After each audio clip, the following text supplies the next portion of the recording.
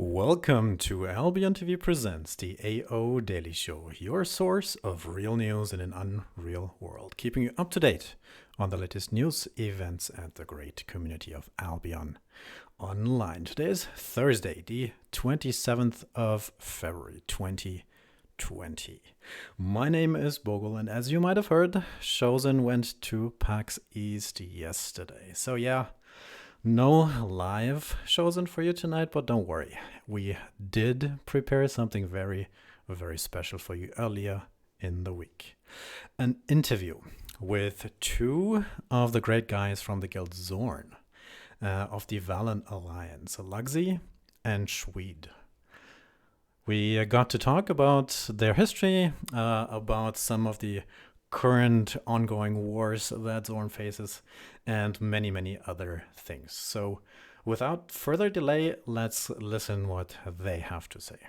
Enjoy this little interview.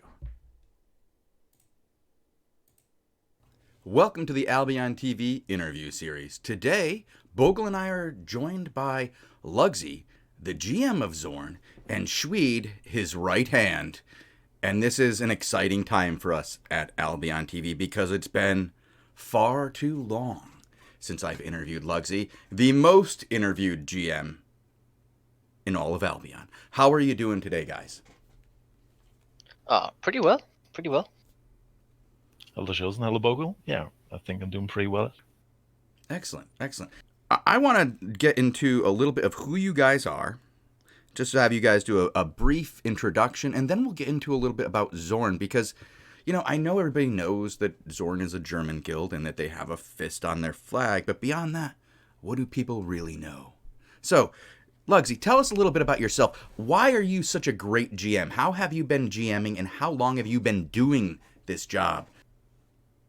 That's the right question right off the bat.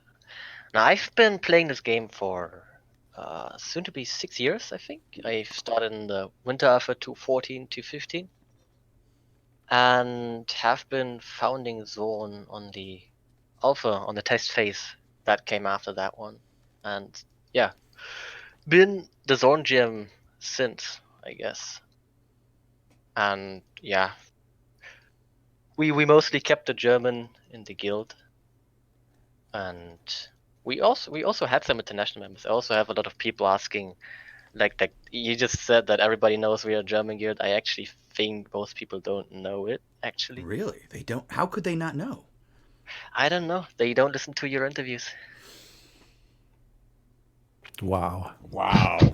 Well, we're going to have to change that by putting a true staple of the community on the show. And Schwede, so how are you doing? Let's talk to you.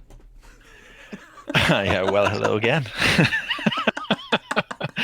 think you're actually the first guy cutting off Lugzi's unicorn voice from telling the truth. Yeah, I joined Zorn in, I think, the last phase of the beta. I was playing with a couple of real-life friends and real-life community, real-life gaming community, and yeah, they've just fallen apart. Real life, gotten into it, and yeah, it's not really when that. I just need to find another gaming community, a really cool one with cool people, people who like to play competitive, and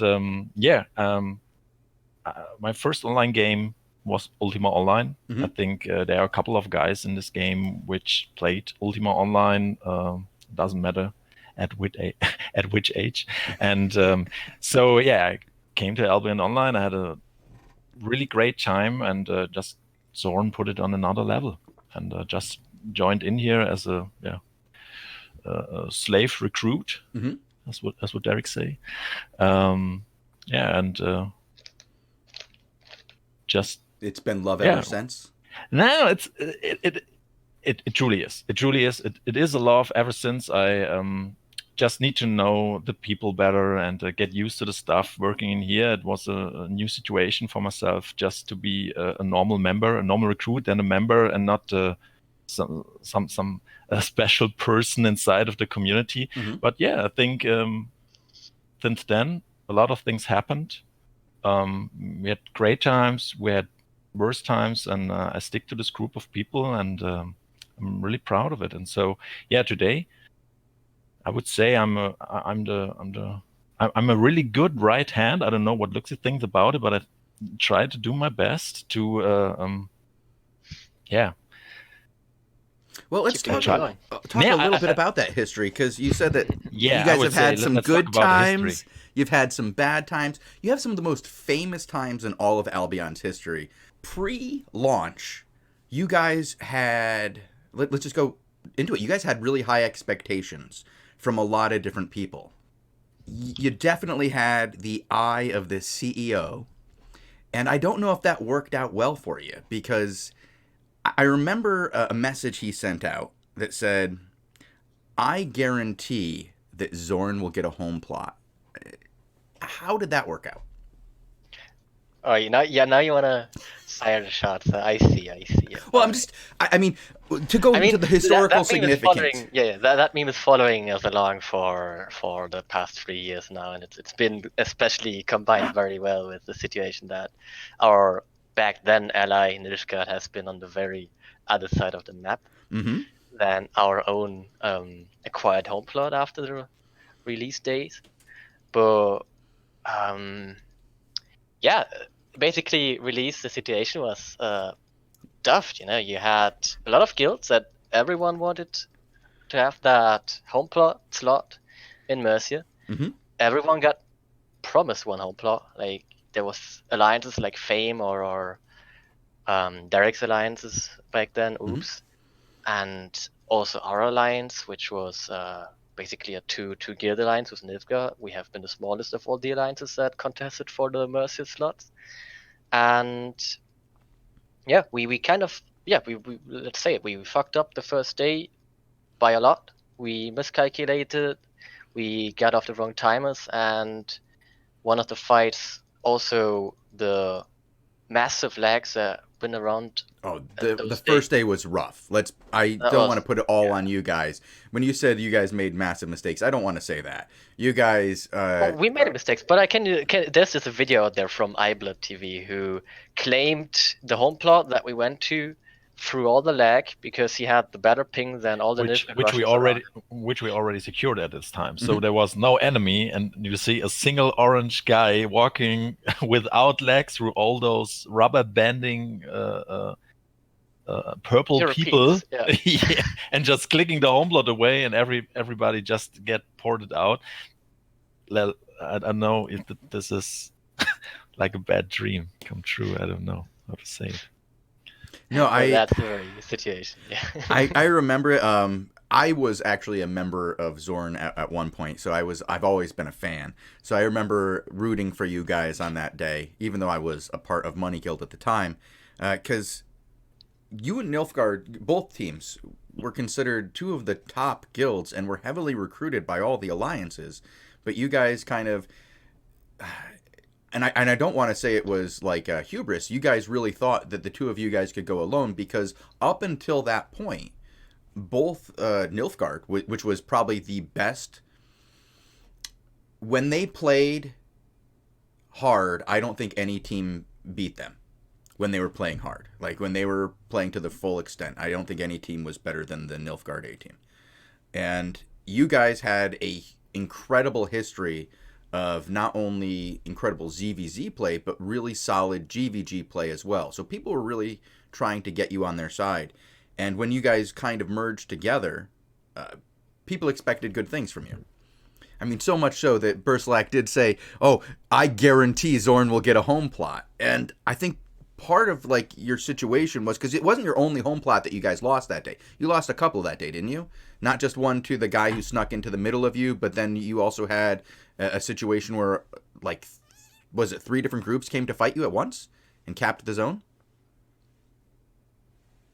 I don't think zone capping was present at the release day, actually. Well, I mean, it was like they filled, it was to the point of rubber banding death. Yeah, that was definitely not very easy after you basically lost the first two to actually get to the third. Mm-hmm. But it actually didn't change the outcome of the upcoming months as much, we still stick around Mercia as much as we could, and we contested like the whole southeast side of Mercia. We actually got more territories than they've got conquered there. They have been keeping the Money Guild A team busy. We have been fighting like Tea Party and other guilds that have been around there with our Thinking GVG about team. Germans coming out from the west fighting in the east. Yeah. Always those jokes. Well, to set the stage for people who don't remember the map at that time, Zorn had the farthest west home plot, the very last home plot on the map that went up for availability. They came the next morning and they secured a home plot, the very last one available. And I know that the entire world seemed like was against you guys at the time, and still you secured it.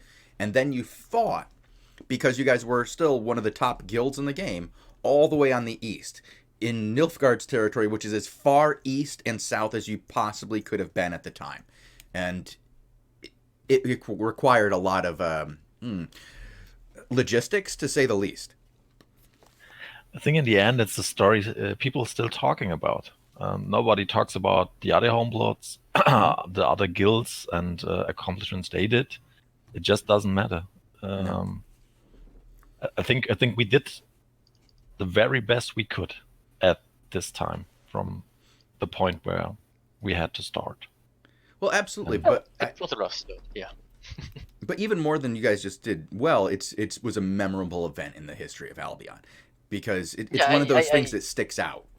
Exactly. I still see those memes today, and I always take a good laugh at it, actually, because it's just funny, you know. Yeah, it is.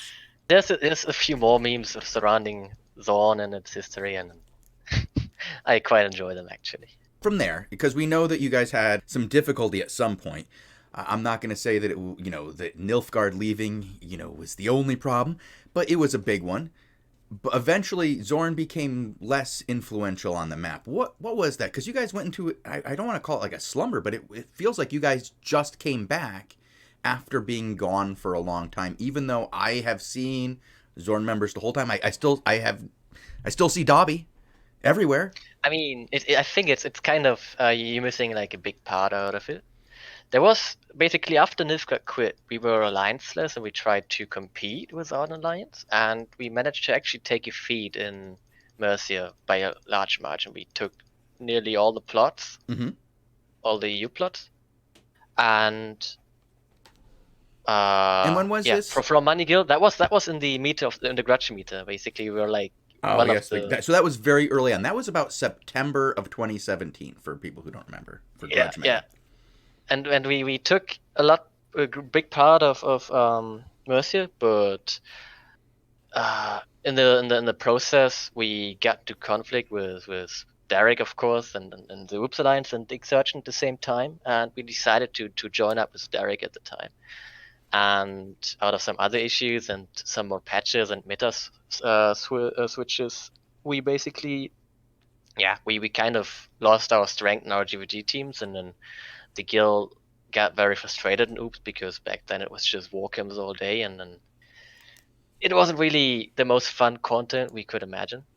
And that's why the guild, it kind of, it went to a slumber, like you said, because I wasn't as active back then. And basically that was, I think, 1.5 years after release, actually, that we actually went into full slumber. Okay. Well, so you guys stuck around for a while, right up until the seasons started and everything. Then you were probably here for season 1 and 2 then.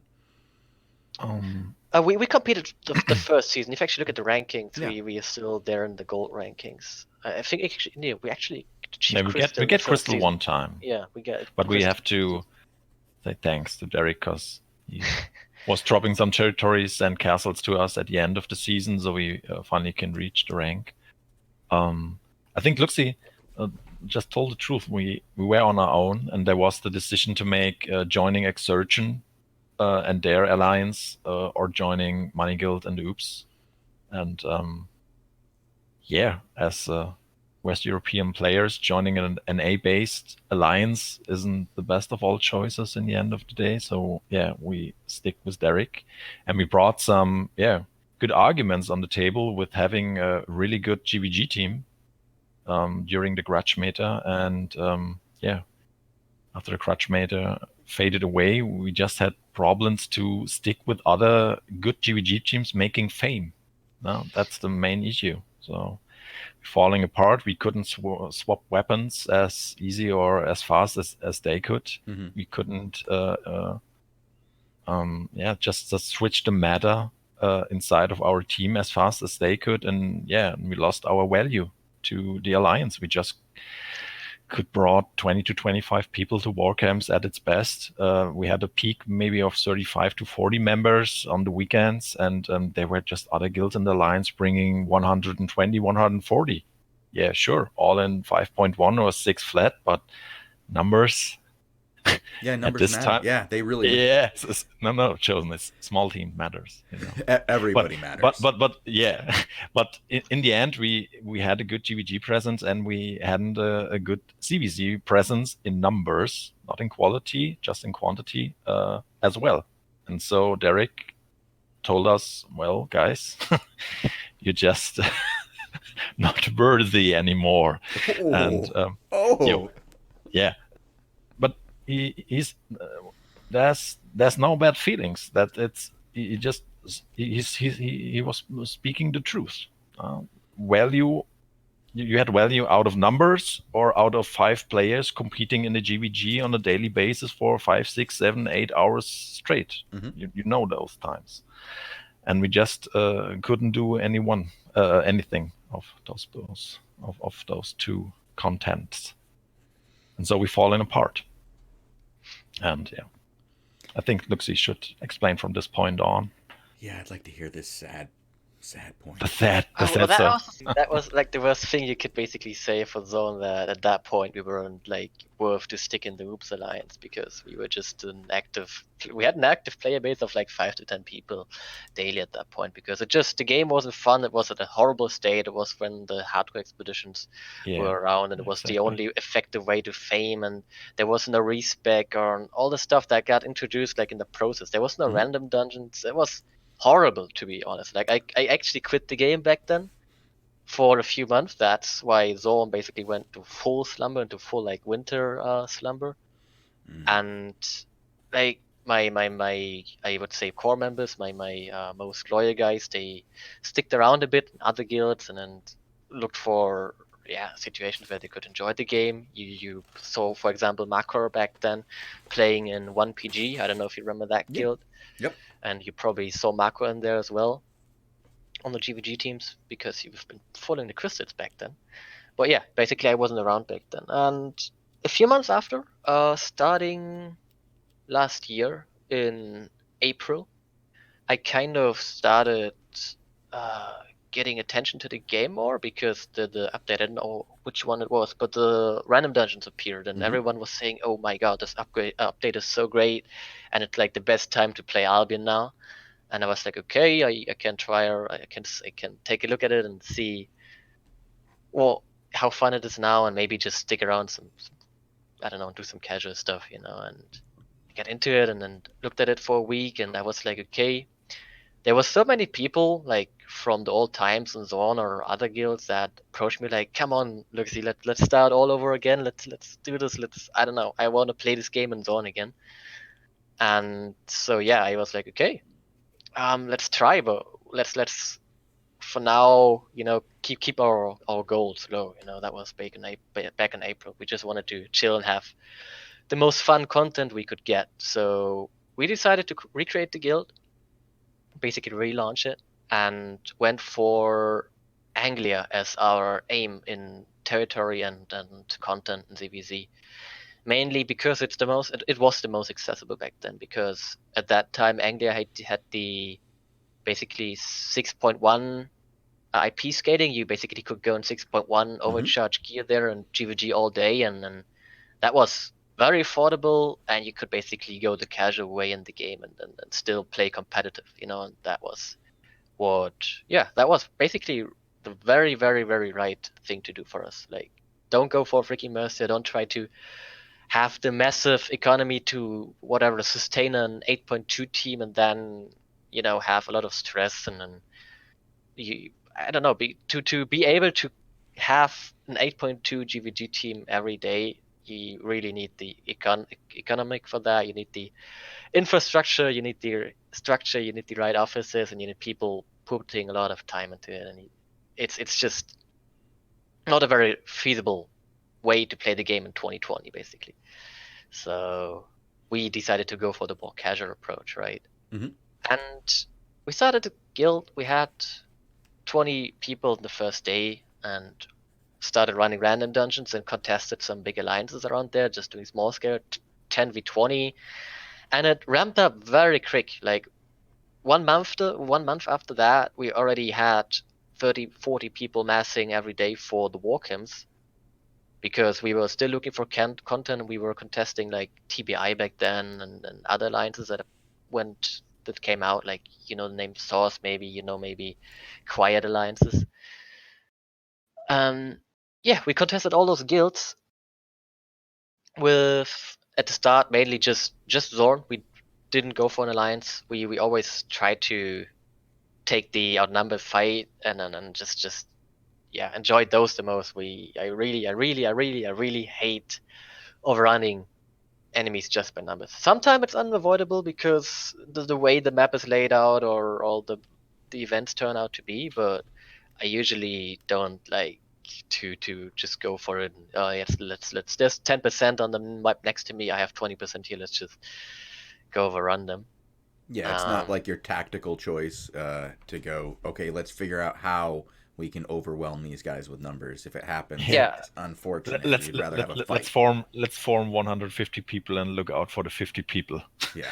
That's not our content. No. Yeah, that's pretty much describes it. I don't go for the tactical and reasonable approach, and let's just take as many people as we can to have the most sure victory. I just say, okay, let's try how many people we need to defeat those people and still have like a very, very, very good fight. And it started all off like back then. That was, I think, around May and June when the Source Alliance got created. And we had like fights on 40 versus 150 people on a daily basis against those guys, on which of course we didn't win all of them, but we did win some of them and got very good in the process. And we also acquired a few small allied guilds, like let's say Dutch Guard and Vikings and Fabelhaft. Yeah, those guys have come a long way since you guys started joining together. I mean, I remember when Bogul and I first noticed them, because some of them were interesting. We saw Vikings on the map.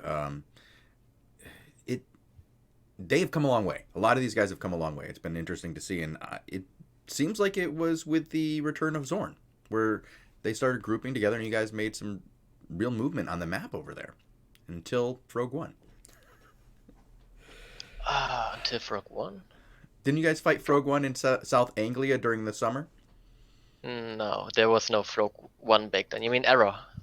Error 4. Error. Well, yeah. 4. Okay. Yeah, maybe they had a Frog 1 GVG team inside of Error 4 at this time. Well, I'm probably just mistaken. I was thinking that you guys actually fought against during the Bridgelock project, and the movement across southern Anglia. I remember Frog 1 being there, Articulum Mortis in the center there before they broke up during the summer. And for some reason, I thought you guys were fighting against that team often. I could just be wrong, and you only fought against 404 in the north. Yeah, most of the time. We just had 2 enemies.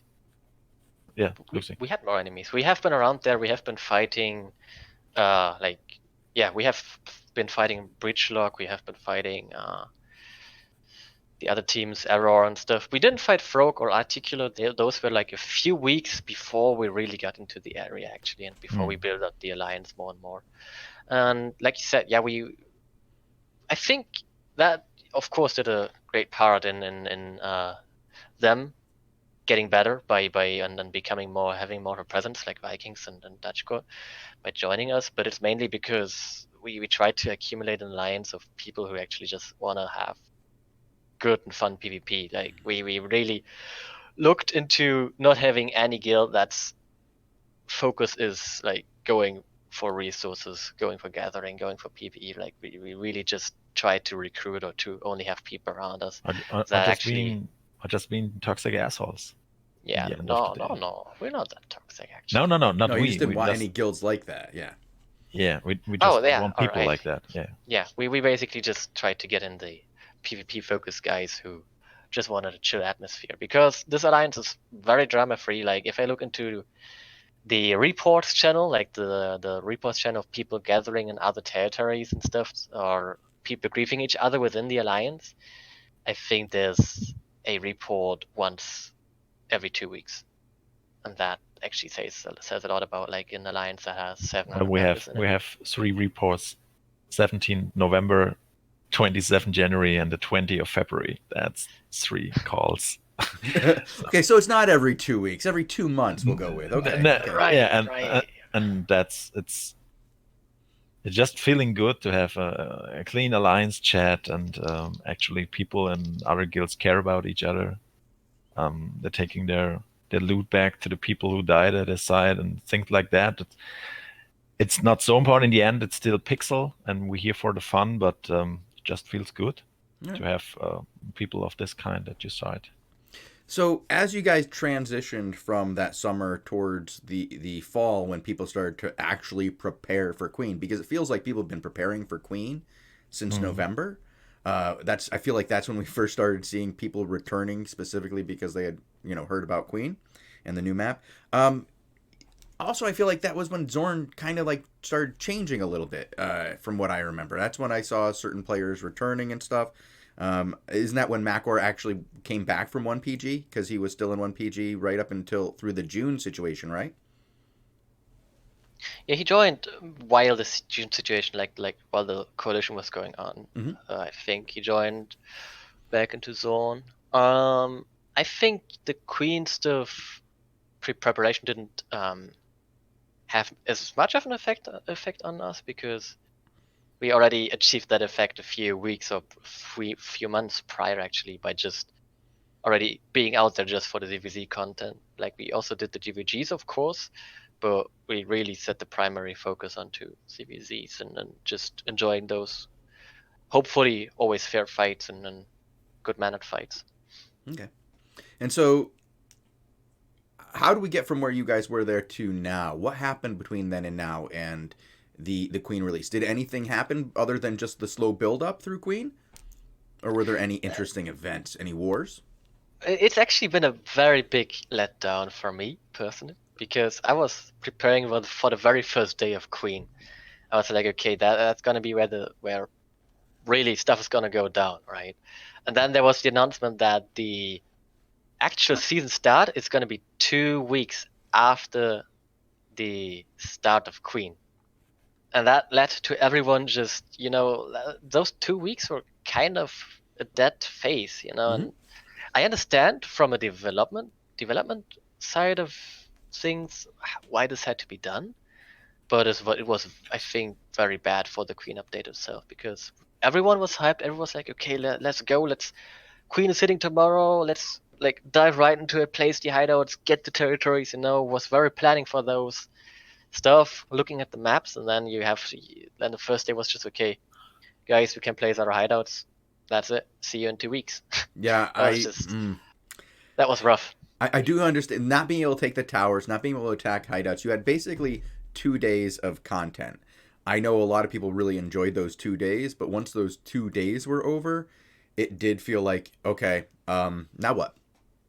I mean, those Exactly. 2 days were very bad for us, especially. Like, to explain your alliance situation, we are like, I guess, an alliance that is right in the middle. We're big enough to basically do nearly all the content and fight nearly everyone, but we're not big enough to fight alliances like Arch, PoE, or Squad, or 1941. Like, we can fight them every now and then.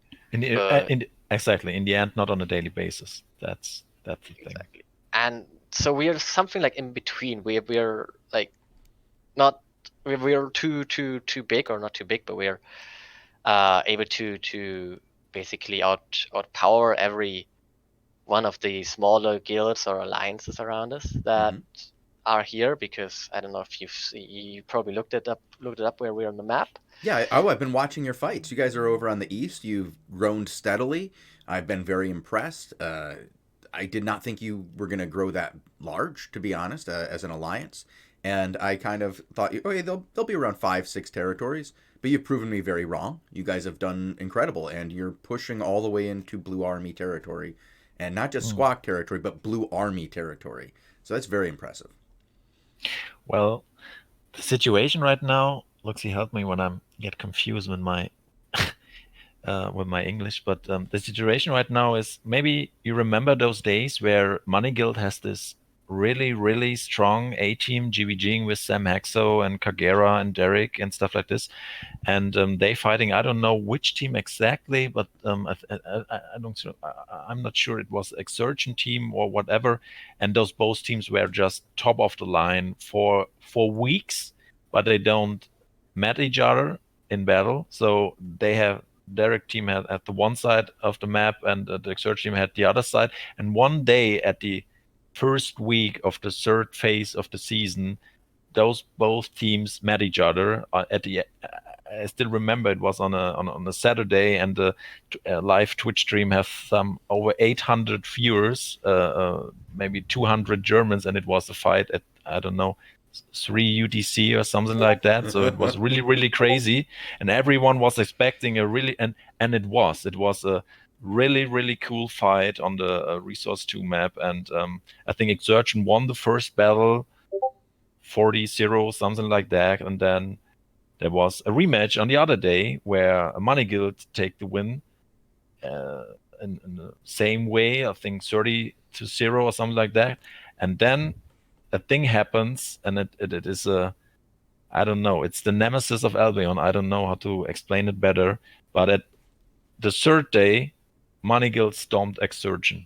They stormed them 146-0, 8-0 kills, and the 8-2 point gear was gone. And what happened after this fight was Exurgent actually stopped the season. They just stopped.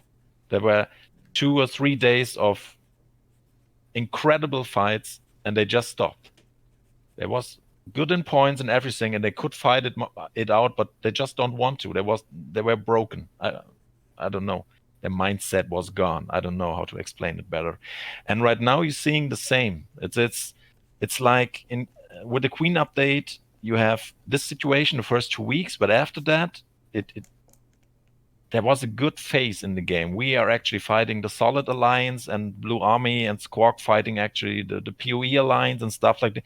And it was really good for the game. It was amazing Yeah, but then the same thing happened just in a larger scale, where we fought Solid and take over them, and they just disappeared. Mm-hmm.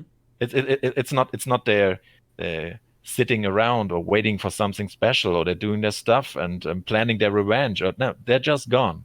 And when you see Squawk and PoE, you have the same situation. Actually, Squawk and PoE don't fight for content. They just fought over who's 1 and who's 2. And right now it comes out Squawk is number 1, and or the Blue Army Alliance, I don't know, and PoE is number 2. And right now it's the situation, okay, PoE denying content to Squawk, so Squawk's looking out hey, hello guys, who is there? Who can we actually fight? Who's still there? And now they're looking to us, because we're looking for content, and we're willing to fight, not on a daily basis, but willing to fight. And then they come over to us, and we had some fights, and with even numbers. Some days we took a scratch, some day we gave them one. But when you have good fights, which we already had, to have good fights on a daily basis, you need an opponent who wants to have good fights on a daily basis as well. But and that's my personal opinion, they just want to stomp the shit out of us. They have no one else to fight, and when we fight 100 versus 100 and we win, the next day they will come with 150. And if we still win, the next day they will come with 200 or 250. They give a shit. And yeah, I don't know. I think Luxy has maybe other opinion about this topic, but that's right now what happened. And it happens in the past between GVG teams. They just disappeared as well. Maybe you remember, Joe. Maybe you do, Bogul. Mm-hmm. In the large scale, it is the same. It's the same feeling. I get out of all this? Imagine a day, you take those guilds, Blue Army, Take Care, I don't know, RAQ, and now they're split up. They are Squawk, and the other guilds joined Articulo Mortis, no, to get rid of this debuff. Imagine those two alliances which would go and fight each other. Holy Jesus, that would be incredible. But they don't. If Black Order and Aggressor fought against Blue Army and the Freemen, that would be an amazing fight. Yeah, imagine how much fun fight. This game could be. But it's it's incredible. Unfortunately, the N+1 effect is so real, and the fear of being, I feel like it's a fear of losing and being called out as somebody who lost on the forums is the most powerful force that causes these groups to get another person to join them in a fight, because they'd rather win a fight that's not a fight and have zero actual content other than playing the horse riding simulation than lose a battle. It's rather that it's better for them to winning on their knees than losing standing. You know. And that's it. That is a mindset. We can go with this mindset, but we also can't compete with those power alliances, as we said, not on a daily basis. Well, I'm hoping that the hand-holding between PoE and Articulo Mortis will end, and that will draw some of their forces over to fight, PoE. I know they've continued to fight 1941 on a regular basis, and I would love to see them continue to fight Valen on a regular basis, but with reasonable forces to what they're facing. When you know that you're just bringing 250 people, like the other day I watched a fight with you guys at it, and Articulo Mortis, Squawk, whatever they want to call themselves, they had people in the zone to the north, people in the zone to the west, people in the zone to the south, and then you guys were in the east. And they had 4 times as many guys as you. It was ridiculous. I'm like, what do you expect to fight here? And it's... You're talking about the fight on Sunday at the Castle Timer? Yeah. Yeah. I think I talked with Lugzi about the situation before, from a tactical point of view, but also from a point. Well, as I said, this mindset thing. So, what does it do with our guys? How do they feel after this battle? Well, was there a chance to win? What I want to know is, what does it feel like to be one of those poor suckers who has to stand in the next zone, knowing there's no chance for content? You're going to get zero from this, and some guys are going to get to take a castle and say they won something for a day. But there's zero content. They've denied themselves content by even showing up to the battle. Exactly. The thing is, Shozen was what actually happened. I think Lugzi could describe it much better than I do, but at the time, the thing is, what happened? We actually wiped another alliance in the middle of the map. I don't know who it was. Lugzi, help me. It was the Mobs Alliance. Yeah. And with wiping the mobs, whatever they are, alliance in the middle of the map, we actually cleared out the slots for more reinforcements for our enemies. You know, Chosen, the thing is, we actually win fights and slapping ourselves. It is a ridiculous system. So we are inside with, I don't know, 180 enemies, and there are 180 of us, and we're wiping them. And sure, some people of our alliance got killed as well. So, and we are standing there with 140, but now our enemies are standing there with 240. And this is a ridiculous system. And so you what you are going to tell your members what they should expect out of a fight on a Sunday afternoon. So what would you do in the future? And it's very hard to constantly say, okay, we're up against these much higher numbers. Let's go ahead and play Sparta here and find ourselves a choke. You can't keep doing that to your guys day in and day out when you're going against larger numbers. And eventually, the content that you provide your guys is, okay, guys, our goal for today is denial of content. because it's Yeah. either that or get wiped. And Look over to PoE, what they're doing right now. Yeah, Their and- actually content is denying content for Squawk. I don't know. Let's They go. have Maybe. some kind of I don't an know. Oh, they have an agreement. The agreement was Yeah. supposed to end the other day, and I believe it did end, but they haven't gone into full fight mode until the 26th. They're supposed to, basically, with the invasion, it's supposed to be on. Yeah, Yeah, I think they're yeah. waiting for the reset day. Yeah. And then you have, I don't know, 1941.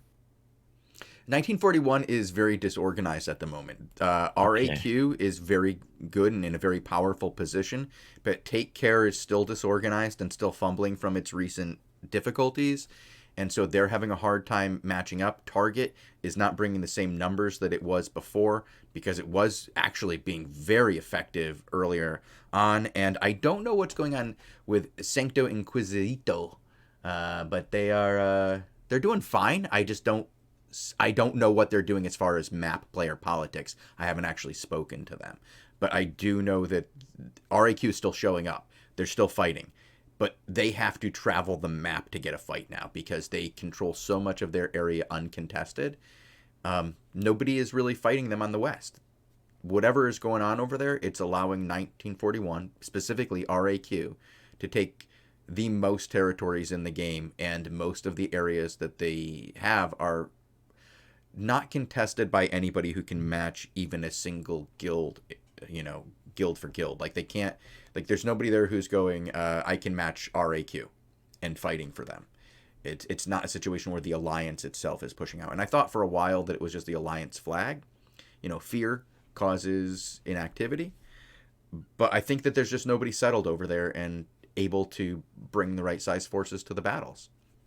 Yeah, it really depends on the cities as well and what alliance are settled there. I think some cities are barely contested, some cities are heavily contested, like Bridgewater right now with the Sun and Tidal drama. That's a really good fight going on over there. I like it. Yeah, I would like to join actually, but god damn it, I have invested a lot of money into the lands I have right here right now, so it's probably not the smartest of steps, but if it would probably be a smart step if you just For for the content. Well, yeah. Are you getting you- content now?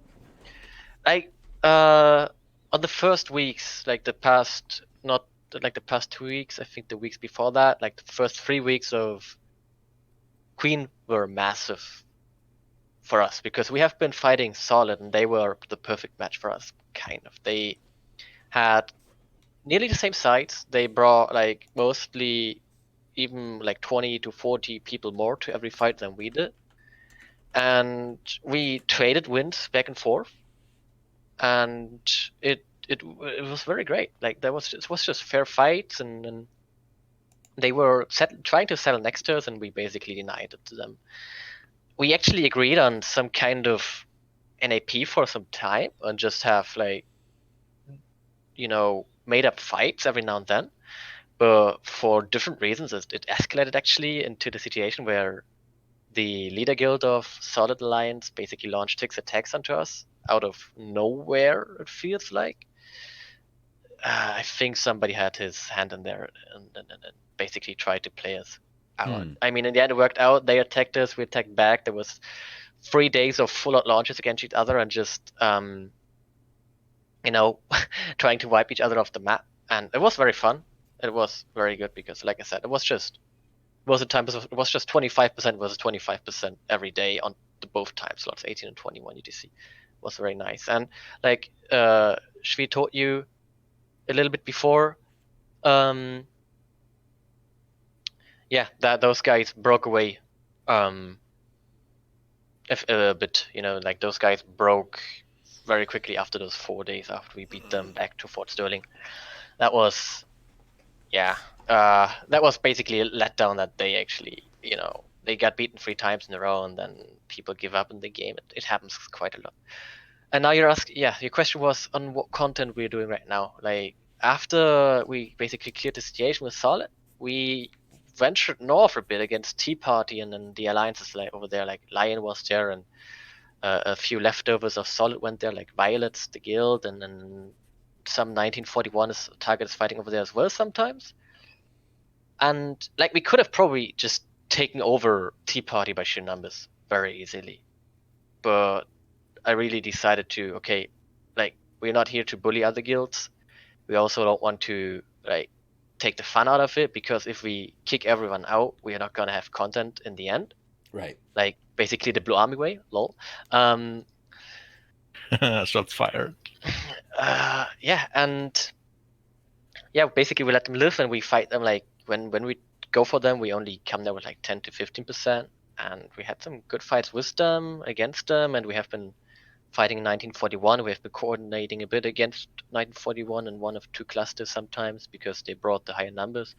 I think that's the way it should always play out. Like that, the smaller parties in the clusters should always try to turn the one with the biggest percentage, and then like turn on each other after they did their job, you know. But it's getting harder and harder, because for example right now you don't know if aggressor is allied with Blue Army and Blue Army with Black Order, and how much they are coordinating, and so it kind of takes the fun out of that as well. It's very messy. It does make the political landscape a lot messier. I'm hoping that as this goes, that we will see more and more of these mega alliances actually break, instead of just playing together completely 100% together in the same zone.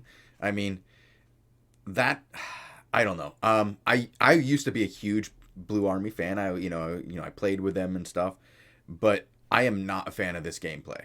And like, I don't think anybody is. If their goal was to give themselves content, I don't know what they're doing. You can't, in the end, Like, you can't literally, blame them for using the mechanics. No, I mean, if the goal was to win, sorry. go ahead. Let's face it. Like Blue Army, they are a very strong guild. They're probably, from like a quality perspective, say The number one. the number one, probably the strongest guild around. Like they could defeat most of the other alliances like 1 to 2 outnumber. But they're not doing it. They're actually adding more people to it and making it impossible for everyone else to enjoy the game at this point. It's just ridiculous. In the end, they're adding their strongest opponents. That's the thing.